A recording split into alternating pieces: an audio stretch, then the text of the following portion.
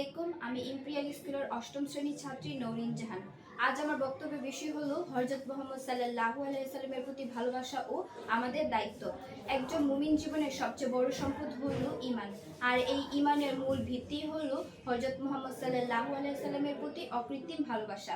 স্বয়ং রাসূল সাল্লাল্লাহু আলাইহি ওয়াসাল্লাম ইরশাদ করেছেন, তোমাদের মধ্যে কেউ ততক্ষণ পর্যন্ত মুমিন হতে পারবে না যতক্ষণ না আমি তার কাছে তার মাতা-পিতা, সন্তান এবং মানবজাতির চেয়ে সবচেয়ে বেশি প্রিয় হব। আমাদের সবচেয়ে বড় সৌভাগ্য হলো আমরা শেষ নবী হযরত মুহাম্মদ সাল্লাল্লাহু আলাইহি ওয়াসাল্লামের উম্মত হতে পেরেছি। পৃথিবীর বুকে এমন কোনো মানুষ নেই এবং কিয়ামত পর্যন্ত আসবেও না যিনি আমাদের নবীজির চেয়ে মানবজাতিকে বেশি ভালোবেসেছেন। তিনি সারা জীবন তার উম্মতের নাফরত কান্না করেছেন এবং তায়েফের ময়দানে রক্ত ঝরিয়েছেন।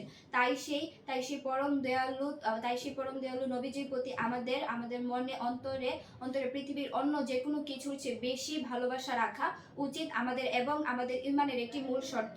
কিন্তু আমাদের আজকে গভীরভাবে চিন্তা করতে হবে যে আমরা সেই ভালোবাসার উম্মতের মধ্যে আমরা কতটুকু অবদান রাখতে পারছি। প্রকৃত ভালোবাসা কখনো মুখে কিছু দাবি করে বা কিছু স্লোগানের মধ্যে সীমাবদ্ধ থাকতে পারে না। ভালোবাসার অর্থ হলো নিজের ইচ্ছাকে প্রিয় মানুষের ইচ্ছায় সমর্থন করা। আমরা নিজেদেরকে মুসলিম হিসেবে দাবি করছি, আমাদের চরিত্র দিন দিন নিচে নেমে যাচ্ছে। একজন শিক্ষার্থী হিসেবে আমাদের সবসময় মনে রাখতে হবে যে হযরত মুহাম্মদ সাল্লাল্লাহু আলাইহি ওয়াসাল্লাম ছিলেন জ্ঞানী ও সততার শ্রেষ্ঠ আলো। তাই আমাদের সবসময় অলসতা ও পড়ালেখার প্রতি ফাঁকি দেওয়ার এসব গুণ ত্যাগ করা এবং নবীজির দেওয়া দৃষ্টিপথে সবসময় পরিচালিত হওয়া।